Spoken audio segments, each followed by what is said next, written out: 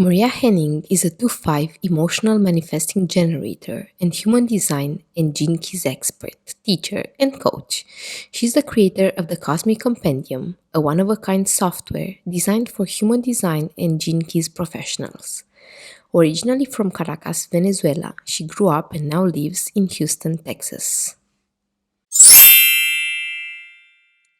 So here we are. I'm so happy to have Maria Hennig today with us for the Healer Hub podcast. How are you, Maria? Hey, I'm doing good. Thank you so much for having me. Yeah, doing well over here. How are you? I'm really excited about this chat because, as I was telling you, I've been reading about human design and I've been exposed to gene keys for, I don't know, maybe 2 months or so. And I'm really excited that we get to actually speak about it. And you will introduce us to what human design is and how you are custom making human design for the people that you are serving. Yeah, no, I'm super excited to talk about it. I know that they're especially gene keys. I mean, it's getting a little bit bigger, but it's kind of an underground modality. So I'm definitely excited to share. So thanks again for having me. Yeah. So let's start here. Who are you and what is your background story? Yeah, so my name is Maria Henning, as you guys heard. I'm originally from Venezuela and I moved to the US when I was 7. Kind of have moved around a bit within the US as well as outside of the US, but I am still actually in Texas where I initially had moved to the first time that we moved. So I'm currently living in Houston. And what I do is I use the human design and gene keys systems and teach and share about them in different ways in my business. What I don't do is what normal human design people do, which is coach or teach or do readings. I actually don't do any of that anymore. But I have a couple of different data-based products that organize all of the systems and data of human design and gene keys in one place. And so that's kind of more my genius, is organizing and systematizing all of the data. So that's a little bit about me. Yeah, Venezuela, living in Texas, doing human Yeah. design. I would love to hear more your background story, as in what brought you to human design and gene keys, and how did you get to develop the software that you are now using? That is, from what I'm grasping, quite customized, or like at the intersection of Yeah, human design and gene keys. yeah.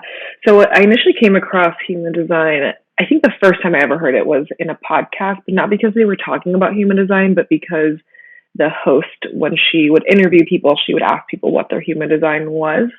So that was the first time I heard about it. Was somebody was like, "Oh, what's your human design?" And they were like, "I'm a projector," and I was like, "What does that mean?"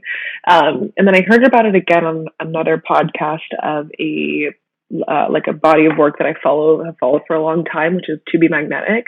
And when I started doing their courses, you had to pull your human design chart, and that was the first time I pulled my chart. And I was like, what is this? It's so complicated. And I put that down for like quite a few months until I finally found it again.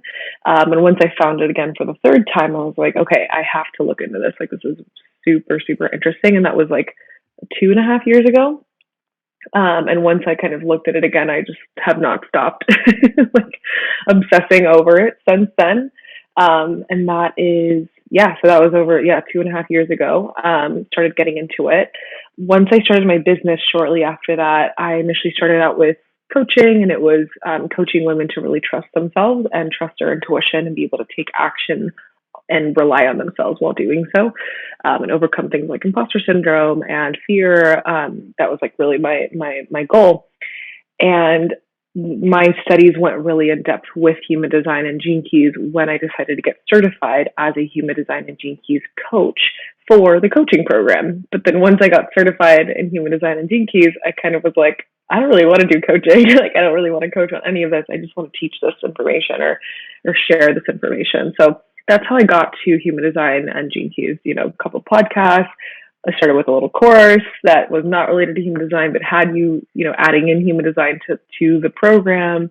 And then once I started my business, I realized I needed to, get certified in it to really make my coaching program better. And then I just went full force from there.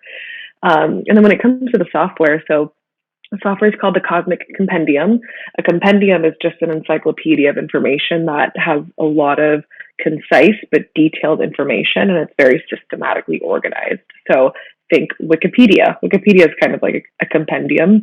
And so my compendium, the Cosmic Compendium, how I came to start that is a year ago, I started using a new app to organize my life.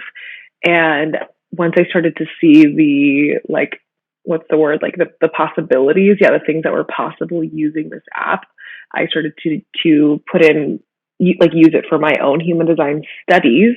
And then once I started doing that and organizing all the human design and Gene Keys information in there, and even adding astrology into there as well, since human design and Gene Keys both borrow from astrology, it just became very clear that I was onto something. And when I showed it to somebody who was an expert in the space, not an expert, but like a professional, I hesitate to use the word expert sometimes, but anyways, a professional in the space, and seeing their reaction to, like, oh my gosh, this is incredible. Like, you need to share this. Like, we got to get this out there. That's when I was like, okay, let's do it. Like, let's get this thing out there. And that was, back in January, February of this year. We're currently in November. So I've been working on it for almost a year. Because if you know anything about human design and Gene Keys, you know that there's a lot of information in these systems. So I have been doing all the tedious work of organizing everything, putting it into databases that are tagged that you can filter and search. And that's been, a year of my work, and it'll hopefully be released in the next month or two, which is super exciting. Yeah, I'm really looking forward to it. And thank you for mentioning Lacey from To Be Magnetic, because I think that this is how I got to human design too. Yes, I love it. It's interesting because I don't think that she includes it in her course anymore. I went to go back, and I don't think that she puts it in there anymore. But I was grateful to have found her when she was including it so that I could find human design. Anyhow, you guys go check Lacey Philippe To Be Magnetic, the podcast, because if it includes human design or not, it's still like a really, really dense source of information on all healing spirituality aspects related. And now we are going to have the Cosmic Compendium, so we don't need anything from To Be Magnetic precisely anymore. No, TBM is amazing. I highly recommend it, even if you have the compendium, since it's a lot more other things. But yes, I love it. Love TBM and Lacey. Yeah, as you said, human design. I know more about human design than Gene Keys, and I would love for you to, like, give us the short definition of each of them and how exactly they are helping people. Mm-hmm. Yeah, absolutely. So starting with human design, since human design came first, human design is actually a synthesis of quite a few other systems. So it borrows from astrology as the first one, then the I Ching, which is a ancient Chinese divination text that essentially breaks down human behavior into 64 different archetypes. And then it also borrows from the chakra system and the Kabbalah tree of life. So how that works, if you've ever seen the human design chart, you see that there's a bunch of big shapes that look like, there's just these big shapes. Those are the centers of human design, which are energetic centers, which borrow from the chakra system. They're connected by these circuits. Those are the channels in human design, which are the pathways of Kabbalah. At the end of each channel is a gate. Those are the 64 hexagrams of the I Ching. And then we get all of that design. We understand what our design is by using astrology, by looking at the time and date in which we were born. So that is human design. It's a synthesis of all these systems. What it's used for is it gives you a blueprint of your it gives you a blueprint of your energy, essentially, and how it works. And so when you look at your human design chart, you can see this kind of map of, oh, this is how my energy would best work. And it's quite practical in the sense that it's not, like the terminology used is extremely practical. So for example, like, each type has a strategy. So each energetic type has a strategy for it to best navigate the world. Those strategies are very practical. Like, for example, mine is a manifesting generator. My strategy is to respond and then inform. And so it makes sense. I'm waiting for something to come into my field that lights me up, that gives me energy. And once I can, which is responding as a yes, I go respond. I say, yes, I want to do that. And then I just need to inform about what it is that I'm doing. Very practical information. You also get things like your authority in human design, which is how you best make decisions. So, and every single person has a very unique authority. And so when you know your authority and when you know how it works, you can now know how to make decisions. And then you have your strategy, which tells you how to take action. And so it's a very practical system for the body, the energetic system, like your energetic blueprint, how it works, right? Human design talks about the form a lot. So like the physical body and how it works. So that's human design. Lots of different systems together, tells you, gives you a map of your energy, tells you how it best works, and gives you a lot of tips as to how to really stay in alignment with what's true for you. The gene keys, which came a little bit later, are taking a look at the I Ching hexagram, so the same 64 hexagrams, which are then the same 64 human design gates. Those are the 64 gene keys. But we're looking at the gene keys as a map. So where human design talks about the form in your body and how it works, gene keys is showing you the journey that you're on and the things that you're going to, like the shadows that you're going to encounter and the gifts you're going to unlock while along this journey. So your gene keys profile is not who you are. It's actually the journey you're on versus the human design chart is kind of more about who you are. It's still not who you are because you can't capture like the magnificence of a human being inside of a 2D chart. We're just so much more than just our astrology birth charts or human design charts or whatever. But human design does describe you and who you are versus gene keys shows you kind of the journey that you're on and the gifts that you're going to find along the way. That's a little bit about both of them. I love it, and I love how articulate you are and very concise and very clear about it. Because you see, like I've been reading about this for a while, and it never landed as clearly as it just did when I heard you Oh, speaking about good. this. Yeah, and it I'm seems that so glad. it's such a beautiful symbiosis, right? Because you get to hear about who you are through through your human design, and then you understand how you operate in the world through gene keys. Yeah, exactly. That's why I use both because they're like, well, one is a map and the other one shows me my vehicle. So now I can go for a drive. Yeah, yeah. I'm wondering how did you get to even to be magnetic? Like even a little bit further, your background story. What drew you to spirituality? What drew you to healing?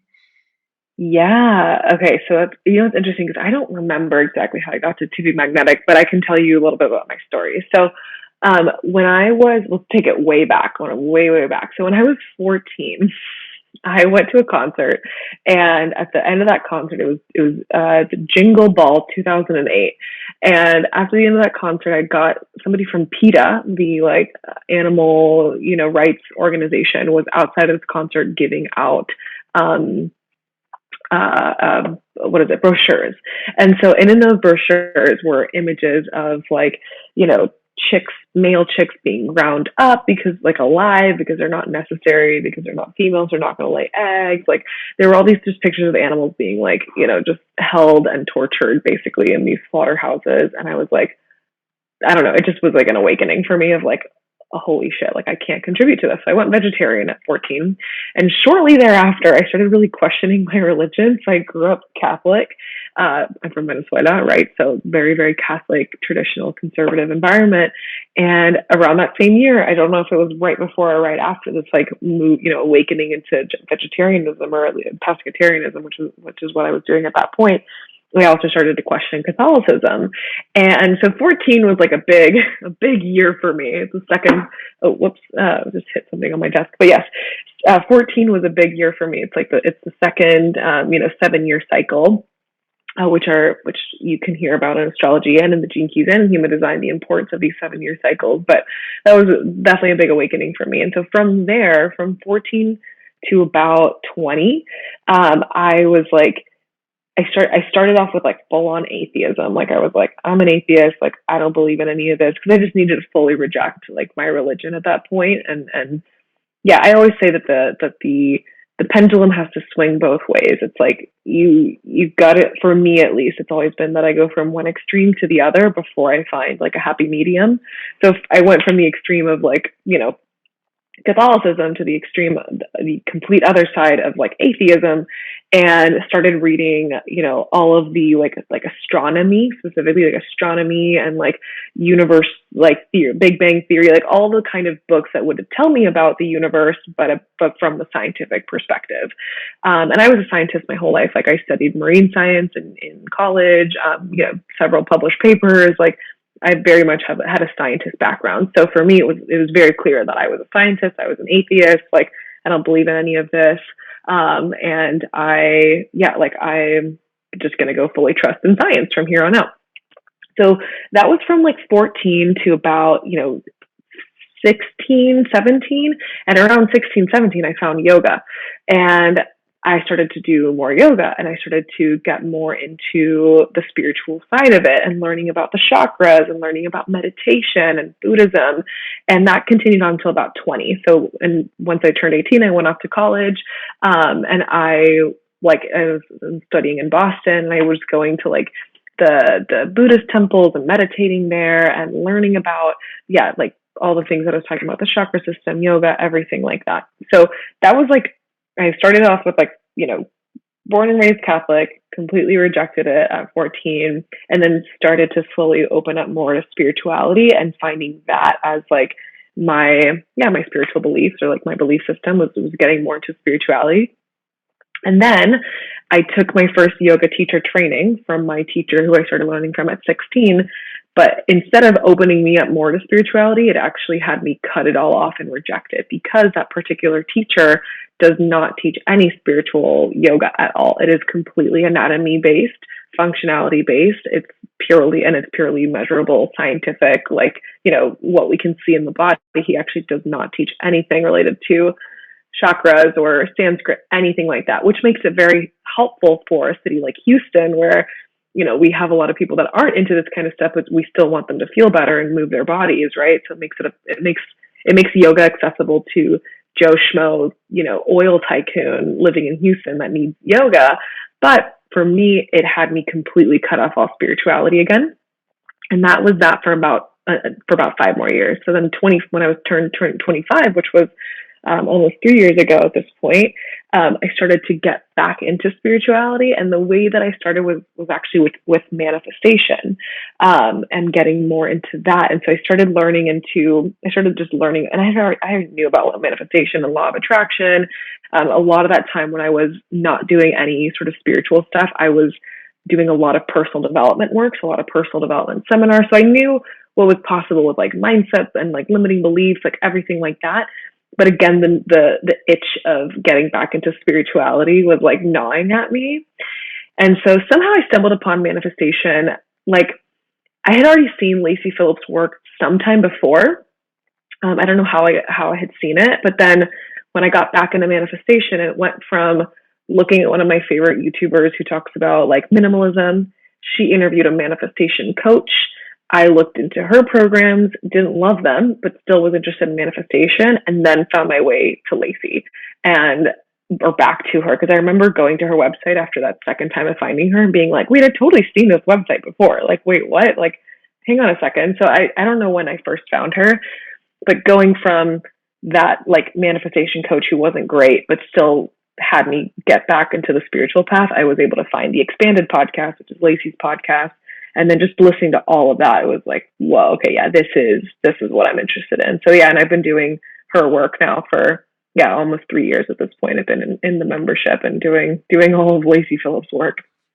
And then from there, that's how I found human design. So it's a bit of my background there. Wow, I love this story because you touched upon, I think, all the aspects that everybody kind of checks on their spiritual journey. Yes, totally. I'm really, really curious because you are the first person I've met who has been on the To Be Magnetic, in the To Be Magnetic community and doing the work for 3 years. Because I gave up so quickly. So I'm just really, really curious. You've obviously manifested your life purpose, or for the time being, your professional path, which is bringing human design and gene keys together. What else did you do through the To Be Magnetic journey? Yeah.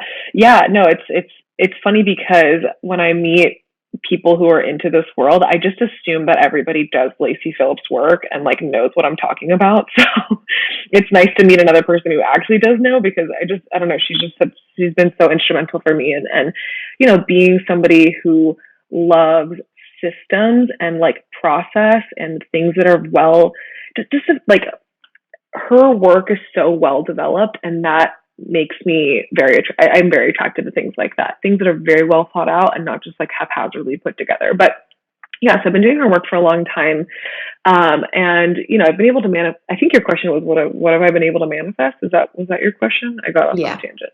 Yeah, yeah. Okay, what have I Or manifested?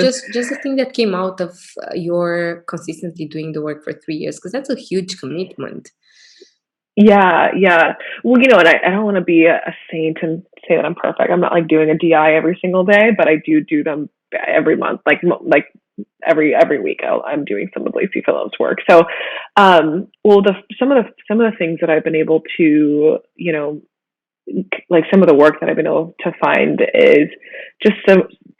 How do I describe this? It's like there's been such a spiritual opening from a lot of her work. So, they talk about inner child. There's a whole inner child reparenting workshop. There's a whole shadow workshop. So doing that kind of work has been extremely like healing for me. Especially when you go through that work and you start to ask the deeper questions of, or not even the deeper questions, but just the practical questions of like, what was happening around my childhood? What was happening around my birth, for example? It's like, this is something that I always knew, but never really realized the impact of. But right before I was conceived, my mom's mom died. When I was in the womb, my mom's little brother was murdered. And then right after I was born, my dad's dad died. So it was like right around my birth, there was like a lot of traumatic situations happening to very close family members of both my parents. And so it's not to say that necessarily means anything, that I can give a great example now of like, oh, well, that translated directly to this. But just having that sort of awareness has allowed a lot of just like, I would say the word would be like self-compassion for myself, you know what I mean? And knowing, and then also for my family, obviously. It's kind of realizing like, holy shit, my mom was so young and lost so many family members, like right around the birth of like her first daughter. Like, that's very traumatic. And so anyway, it's just allowed me to have a lot more self-compassion, and a lot more compassion for my family, as well as, again, there's like something there. It's like, I don't know what that is yet, or what that means that happened, around the time of my birth, but it's definitely given me some inkling of like, okay, well, maybe this is why I'm this certain way or whatever. So it's also been slightly practical as well. So that's just a little bit on like just the kind of more spiritual side. And the other piece of it too, relating to all of the work that you do in there, which is unblocking those limiting beliefs, expanding, and then passing tests. It's like I've just been able to have such a great toolbox for when I'm dealing with certain things. It's like I can always go and listen to a podcast or do a DI or do some of their journaling prompts, and I feel really empowered around that there's just so many tools for taking care of my like mental health. Honestly, like I think it definitely is like a mental health tool, though they often are like, hey, we're not mental health, like do this along with a therapist. This is manifestation work, self-worth work, but I still think that it's helpful for mental health. And that's been super nice just to be able to have all of those incredible tools. Like I said, their work is so it's like getting a freaking PhD, and maybe not a PhD all the way, but it's like getting a degree. Like I feel like I have a degree in their work because it's just so, organized and systematized. It really feels like you're going to school for this kind of stuff. So I just feel really, empowered around having all of that.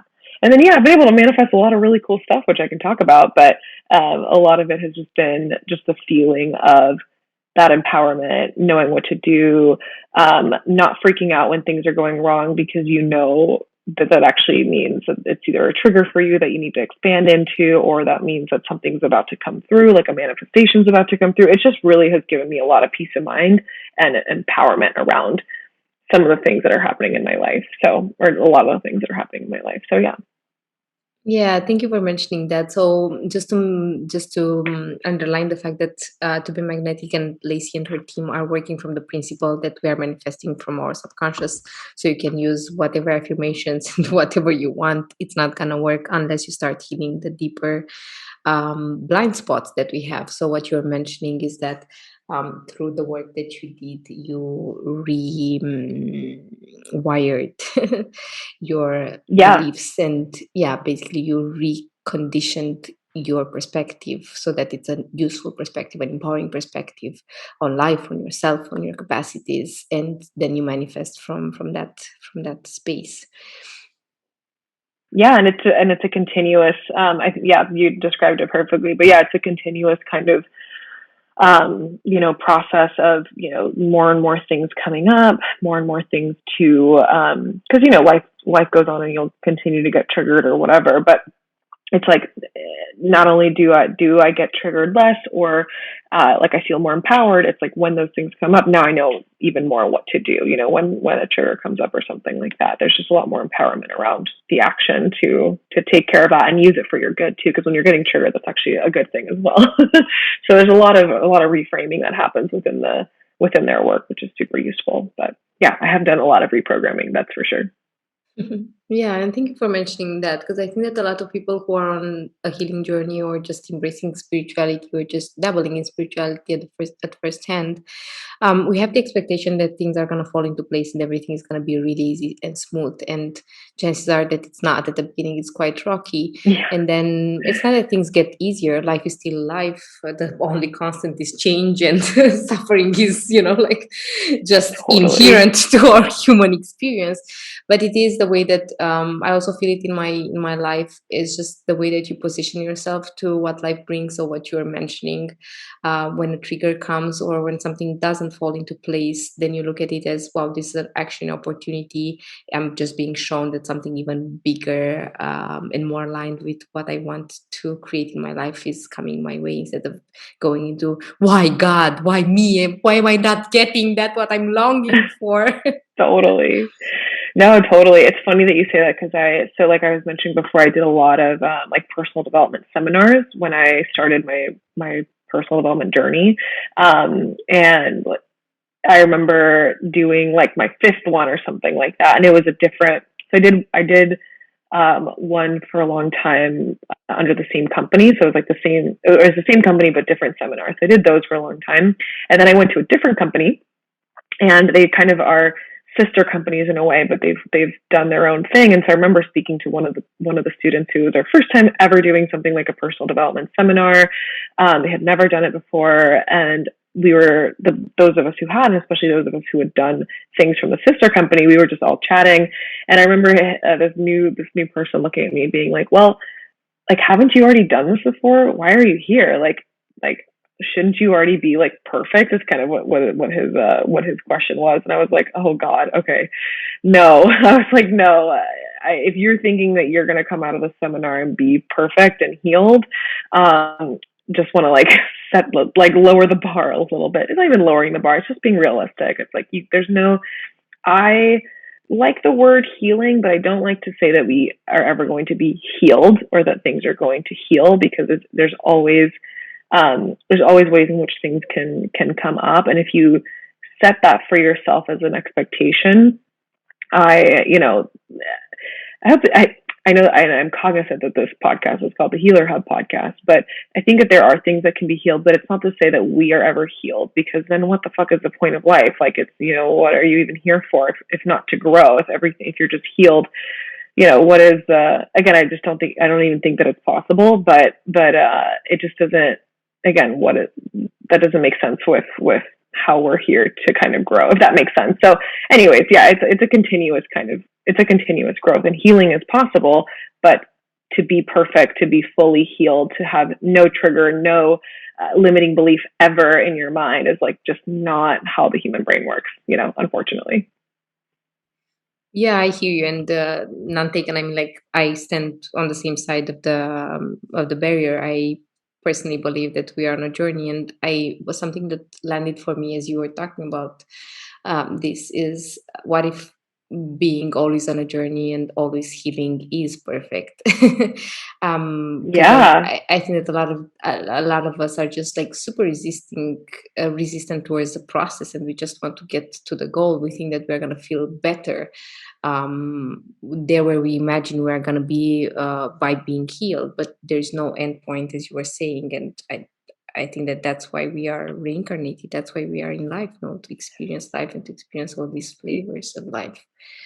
Yeah, it's funny that you mentioned the reincarnation piece, because that's exactly what I was thinking of. And I was like, what's the point of life? Like, that doesn't make, when I was saying that doesn't make sense, I was like, well, that doesn't make sense with, like, for those of us that do believe in reincarnations, like, we know we're here for a lesson and a journey. So it wouldn't make sense that at 22 you do a seminar and then you're perfect. Like, that's not, that doesn't Yeah. make sense when we think about those things. And that's not to say if you're listening to this and you're like, oh my God, that means that I'm always going to be broken. That's not, I don't even believe that we are broken either. That those are not things that I believe, but it just goes to say that you can totally improve things massively, for sure. That's why I do the work that I do, right? Lacey Phillips, that's why I do human design. It's like, there are things that we can absolutely improve. And if you have your sights set on perfection, then you're missing the beauty of the journey, which is what you just talked about, which I think is so important. And it's like, the best way I can say this is there's no there. There's nowhere to get to. There is no there at the finale, because if you think about what is healing, what's healed, or what's perfect, it's like it doesn't exist. And I'm like stumbling over my words so much, but it's an illusion, and there's always something more after that. This is the thing that happens. You get to that place where you're like, everything's perfect. I moved to my beach house and I have my dream, husband, and I have my, 6-figure month business. And then you're there, and then something else is still going to come up. It's just not real. Like, it's not real that life is never going to throw things your way, whether it's externally or internally or whatever. The pandemic is a great example of that. You know what I mean? Like, of things that, maybe you were perfectly healed, so to speak, and you reprogrammed all your limiting beliefs, and you manifested everything you wanted, and then a fucking global pandemic happened. Okay, if you have no tools to deal with that, what are you going to do from there? That's why the healing process is so valuable. It's like you learn the tools and you continue to empower yourself as things come up. Yeah, yeah. And I think it's also a matter of just being in complete acceptance of the fact, in complete acceptance once it landed for you. Because had we had this conversation 2 years ago, I would have been like, no way, there must be something, the blue pill, there must be, it must be out there. I just have to find it, right? But I think that once you normalize and you just accept that this is the beauty of life, just making the experience. And it's not about, life throwing anything at us. I think it's just about life being life. And maybe the way that we were brought up, because I was also brought up in a quite Christian, very religious context, um, it framed the way that I view the world. And the segregation between me and the creator, and not understanding at that point that I am the creator and the creator is in me. All these things had made it that there was a discrepancy between what I was living as my human experience and what I thought I was supposed to live, or like the promise of the ever afterlife, which is perfection, and so on and so forth. And I think that once all this illusion kind of fall, you understand that this is perfection. This is the best that you are ever gonna get. Not as in Yeah, this is the end, but right. And but that's a to bit bring it back philosophical to, there. yeah, no, but to bring it even back to the gene keys, it's like, this is actually the foundational teaching of the gene keys. So, like, when you look at the human design gates or the I Ching hexagrams, right? We're looking at these 64 archetypes. The hexagrams of the I Ching say these are 64 like human archetypes of behavior, and of the changes in life. Like, it's literally called the book of changes. So it's like these 64 ways in which we change. And then human design is like, these are the 64 energetic archetypes, right? But what Gene Keys turns those archetypes into is 3 different frequency bands. So either you can be expressing that archetype in a really high vibrational state, or you can be expressing that archetype in a really low vibrational state. So going to like your Gene Keys, for example, and I promise I'll bring this back. So you have the life's work, like your Gemini sun is gate 35, right? Or Gene Key 35, which human design is like, this is a gate of change and adventure. And these people are always seeking emotional change and, taking action and kind of moving forward along this wheel of life. That's what human design says. The Gene Key goes, yeah, that's great, but are you in like boredom or hunger, always just looking for change just for the sake of change, right? That's the shadow. or you in the spirit of adventure, where you're not changing because you're bored. You're not changing because you're a victim of your hunger for more, right? You're actually like liberated. And so, and then there's an even higher frequency, which is the Siddhic frequency, or the enlightenment, like full on surrender frequency. And so to kind of bring it back to what we were saying, and like this kind of lack of perfection, with the Gene Keys teaching, the Gene Keys teaching is within every shadow, there's a gift. So literally the shadow frequency is called the shadow, and then the middle frequency is called the gift frequency. So every single shadow contains a gift. And then when we look at the map of the Gene Keys that you're on, it's not like you do that map once and you're done, right? It's not like you start at life's work and you move on to evolution and then radiance and purpose and all the way back to life's work, which is how the path goes, and then you're done. It's actually every single time that you want to level up, or take every single time you come to a new journey, and just in general in life, all of it's coming up all of the time. You know what I mean? Like, so you could go through the entire 3 sequences. So in the map that I'm talking about, the hologenetic profile, the Gene Keys, there are 3 sequences. One is about purpose. That's the first one. The second is about partnership. And the third one is about prosperity. So it's not that you do your purpose, you claim your purpose, you open up your heart to partnership, and then ignite your prosperity, and then you're done. It's like you do all of that at level 1. So what does that mean? That means, okay, you have an inkling about your purpose, and then you have, you've opened up your heart a little bit more, and now you've started to make a certain amount of money. And then you're like, okay, but I want to ground into my purpose even more, and I want to call in even better partnerships, and I want to make even more money. So all the shadows are going to come up again from there. That's how the Gene Keys work. So the Gene Keys teaching is literally every shadow contains a gift. The purpose of these shadows are to like literally be the compost for the gifts to grow. And there's literally never a place to get to. Even though we talk about the Siddhic frequencies, the enlightenment frequencies, those aren't the end. It's not that we just stay there and we're perfect. Like, it does not work that way. So yeah, I just am a really big believer in we're always growing and changing, and we can continue to level up and improve our life. Like, oh my God, I am light years away from where I was 5 years ago in terms of my healing and my development, but this isn't where I want to be. This isn't the end.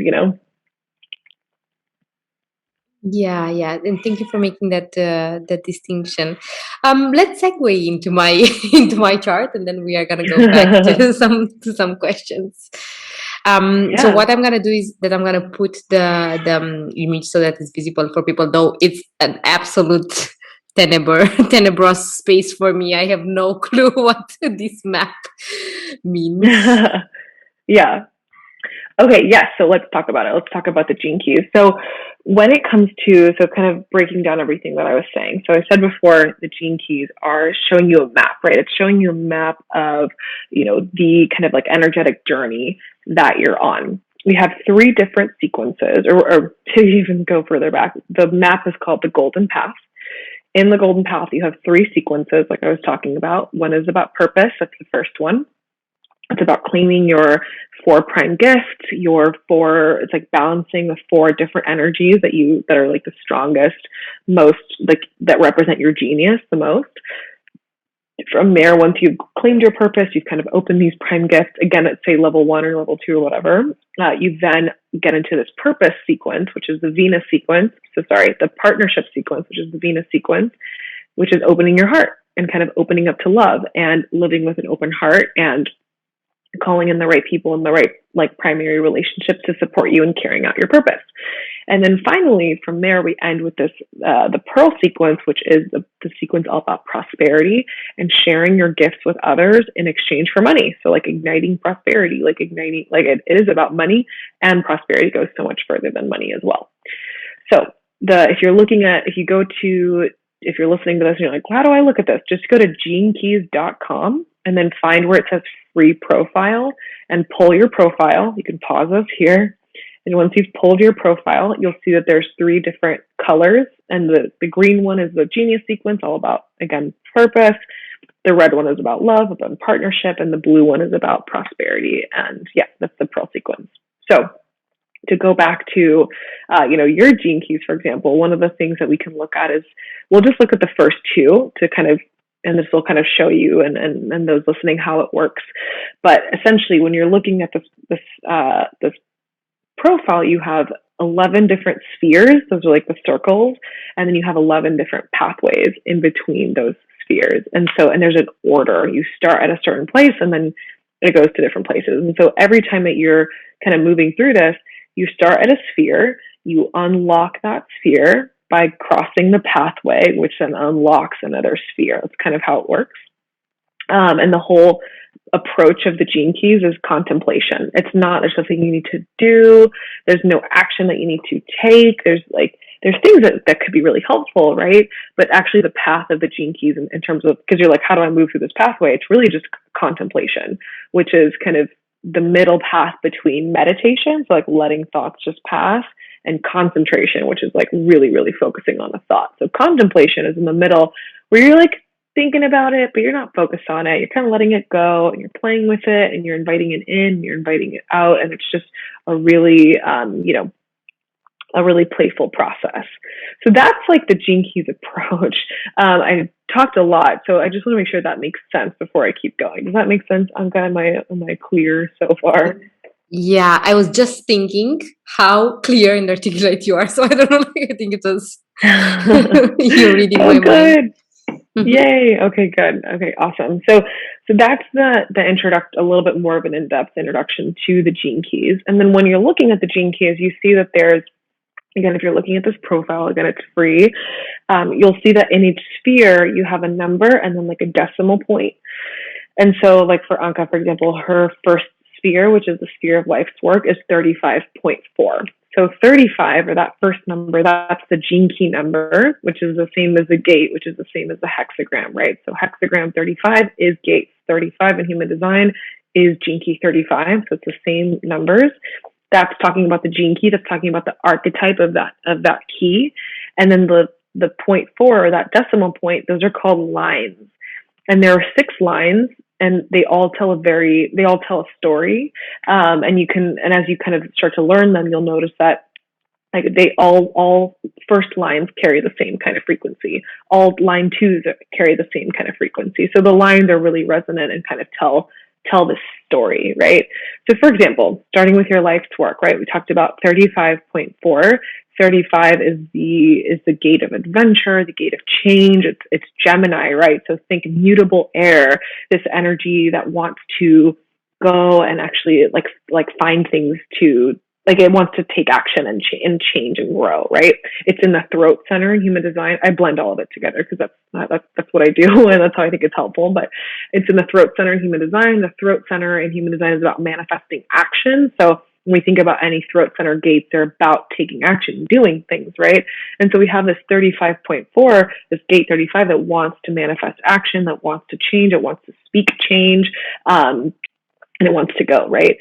What you'll see next to that number is you'll see 3 different words and then the line word. So for Gene Key 35, the shadow is hunger, the gift is adventure, and the city, the highest frequency, is boundlessness.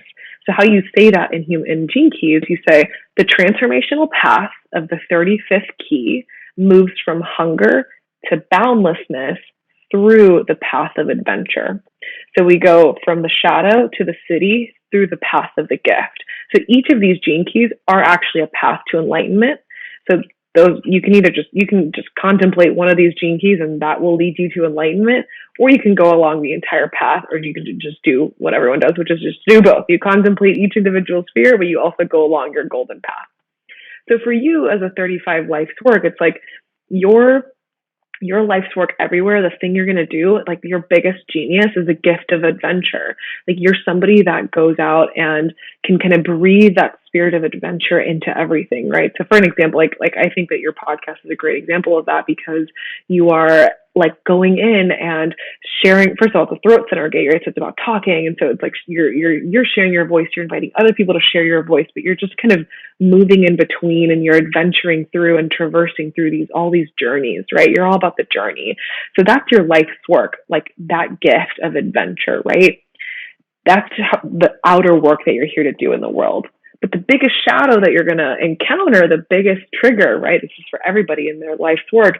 For you specifically, it's the shadow of hunger, right? So for all of us, the gift of our life's work is like the gift we're here to share in the outer world. The shadow of our life's work is the inner work that we're here to do. It's the shadow work that we're here to do. So hunger is being a victim of like your boredom, basically your need for change. Specifically, I think that's the actual, like, it's being a victim of the need for change. And so I'm curious to hear how this resonates for you. But okay, so for you, for everybody, the gift of our life's work is the gift that we're here to exchange with the outer world. So it's like the outer work that we're here to do. The shadow of your life's work is all the inner work that you're here to do. So as a 35, the shadow here is hunger, right? And hunger is being a victim of boredom, being a victim of your need for change. And so you're either going to express it in a repressive state. So the repressive state is like, I'm so hungry for change. I'm not even going to do anything. Like, I'm just, like, I'm not even going to go out in the world. Or it's like manic. It's like, I'm so hungry for change. I'm just going to manically change everything all the time. And I'm going to blow up my life every 3 days because I just needed to change so much. And it's a lot of impatient energy as well. So that's like all the inner work that you're here to do. And for all of us, the shadow of our life's work is like the biggest trigger for us, and the biggest place where when we get triggered, we default to that shadow. So for you, and again, I'm curious to hear if this resonates, but for you, Anca, like if something triggers you, immediately it's like, what do I need to change? I need to change something, like what is it that I need to change? So that's for you a little bit about your life's work. Yeah, 100%. I Does used that to, resonate? yes, absolutely. I used to blow everything. I'm like, this is the fifth country that I live in. It's not for nothing. Yes. Yeah, and it's like, and that's okay, right? Because every time that you do that, it's not, yes, it's in the shadow state, or some of it can be in the shadow state, but there's always going to be that bit of that gift there of adventure, right? And that energy of like that spirit of adventure. And then for you as a line, right? So line 4, so we look at, so the key has a story, and then the line has a story. So, going back again, hunger is the inner work you're here to do. Adventure is the outer work you're here to do. And then the city is like the divine essence of your work on this planet. The line tells you kind of how you're going to do it. And as a line 4, the keynote is server. So you're somebody that like deeply desires to share your gifts with others and be of service. So if you know anything about human design, line 4s are the networker, the opportunist. These are like the social butterflies, right? These are the people that bring everybody together.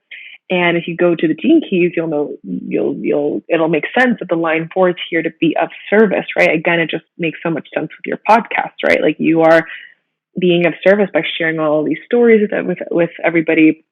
And you're able to, satisfy your need for adventure by having all these different guests come on. But all of it is through service. All of it is through like a heart-based approach, because the line 4 is related to the heart chakra. So it's like the feeling, opening of your heart, community, love, all of that. Does that Yeah, it resonate? does. Yeah, it does make sense. Mm-hmm. It does make sense, and it doesn't matter what I do if I don't feel that I'm of service and that what I do brings utility in some sorts. I'm never fulfilled. I'm never at So peace. yeah, for everybody, your life's work, if you just to connect it with human design and astrology, your life's work is your conscious sun in human design. And if you know about astrology, it's your sun sign in astrology. So what human design does is it took these 64 hexagrams and it fit them to the 12 zodiac signs that we have. And so each zodiac sign actually has 6 different possible gates that it can have. So for example, like you're a Gemini sun, right? But like, what kind of Gemini are you? Oh, you're a gate 35 Gemini. There's gate 12 is Gemini, 45 is Gemini, but those are all different energies. You're a gate 35 Gemini. And so that tells me a little bit more about you. My brother's actually a gate 35 Gemini too. He was born the day before you. So you guys have a similar profile. But it just kind of it makes it even more specific to the kind of astrology sign that you are. That's very interesting. Yeah. Yeah. So, that's a little bit about life's work. I don't know if you want to keep going or if you have any other questions for me about, gene keys. Wow, so we took like 15 minutes maybe to speak only about one one aspect. Oh, yeah. So it's We really definitely dense. cannot. Yeah, when I do Gene Keys readings, which I don't do them anymore, it takes 2 hours to go through the entire profile. So yeah, we would not be able to do the whole profile here. But if you have a question for me about something that you're experiencing, I can look at this and give you some insight. No, I think that it makes sense. What my idea with the podcast is for people to have like a tasting of what it feels like and what it looks like to do different healing modalities. So I think that you introducing my life's work and speaking about all the aspects gives already a gist of what it is. I'm just thinking that it's so dense, and Yeah. it like has Yes. so much information, which is also beautiful. I think that Yeah. it brings a lot of clarity for somebody who's really searching. Yes, absolutely. No, it is. There's so much clarity in this, and so much. Yeah, it's really, really on point and useful. So, although I don't do Gene Keys readings anymore, I do have somebody on my team that does readings. And so, if anybody is listening and you're like, I love a reading, this is so interesting. We still do readings. You just won't be getting it direct from me. You'll be getting it from somebody that I trust and have partially trained and who studied the same as I did, and even and takes it even further because she's actually also a professional astrologer as well. So although I know a lot about astrology, I haven't done the amount of astrology courses that this person has. So you're definitely in good hands if you'd like a Gene Keys reading from us.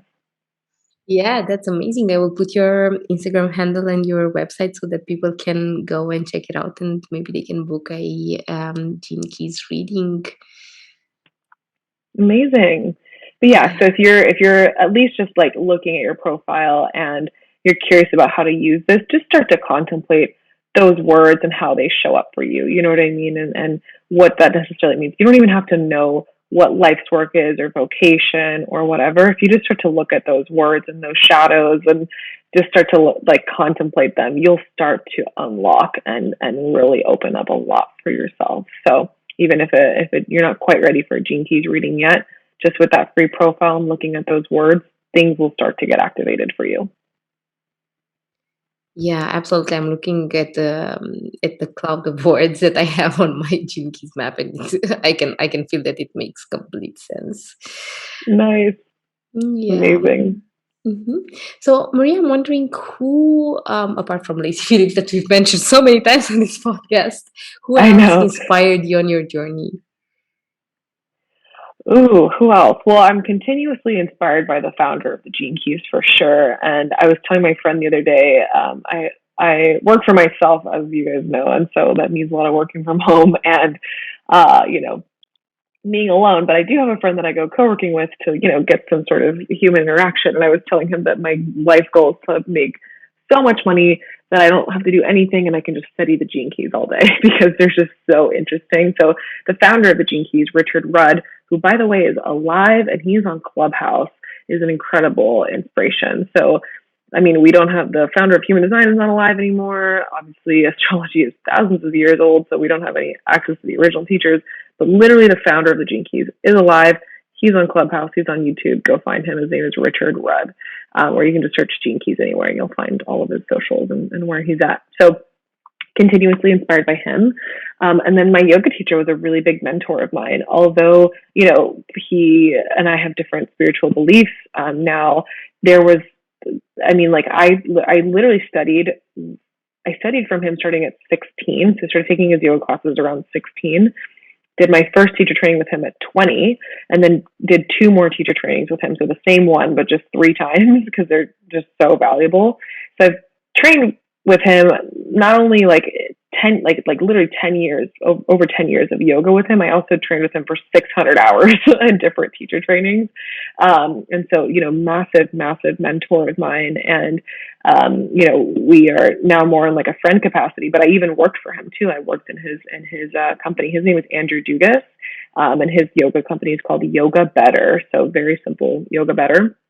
And if you are curious for the link, you can always find me on Instagram and I can send it to you, or maybe we can include this in the show notes for people. But Andrew Dugas is a massive inspiration of mine, and yeah, continues to be a great mentor and friend.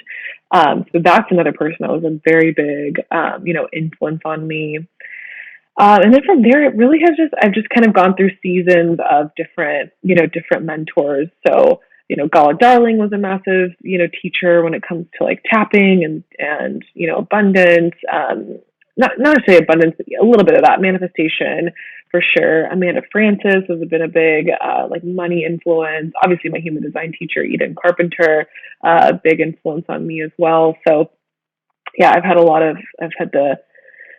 the luck of coming across a lot of really incredible mentors on this online space. And then also, with Andrew, like knowing him for many, many years and in person and working with him and for him for a long time. Yeah, thank you so much for that, Maria. I will add all the links. I also went through a Gala Darling EFT phase. Yeah. Yes. I feel like a lot of Yeah, people have as well. Yeah, she's great. it's just really I actually interesting did because her Gene Keys reading. ah, Sorry, it's go just really ahead. interesting because it does seem that it's all the usual suspects that appear in most everybody's Yeah. reality. No, for sure, and that's why especially with like Lacey Phillips or whatever, I just assume that everybody knows who she is because there's just so much. She's had such an influence on me. But then, there's the totally random people that nobody knows unless you live in Houston, which is like Andrew Dugas, or like the Gene Keys founder, who Gene Keys again is getting really really big, but it's still really underground and really really kind of tiny, so not as big as it could be. So I have like the usual suspects and then like the randos who are like massively influential. Yeah, absolutely. And that's why we are here. Like, I stumbled upon Richard Rudd several times and upon Gene Keys, and then I saw you, and I was like, oh, she needs to be on the podcast. We need to bring more light to this subject. Yes. Yeah, Gene Keys is Yeah. the best. So good. Hmm. Thank you so much, Maria. So people can find you on Instagram at by Maria Henning and on your website, mariahenning.com. And I'm going to add the links to your handle and website in the description notes. Yay. Amazing. Thank you so much. Yeah, I'm really grateful to have had you today with us on the Healer Hub podcast. Yes. Thank you so much for having me. And yeah, it was a pleasure to share. So appreciate the invitation. And thank you guys for being here with us today. Yeah. Thank you for listening, everybody out there. High five. Yeah. And yes, absolutely. Give Maria a virtual high five over Instagram. Yes, I'd love to meet you. Seriously, if you found me through this podcast, I'd love to connect. I'm super responsive in the DMs. So yeah, come say hi. Great. Thank you then. See you. Thank you. Bye.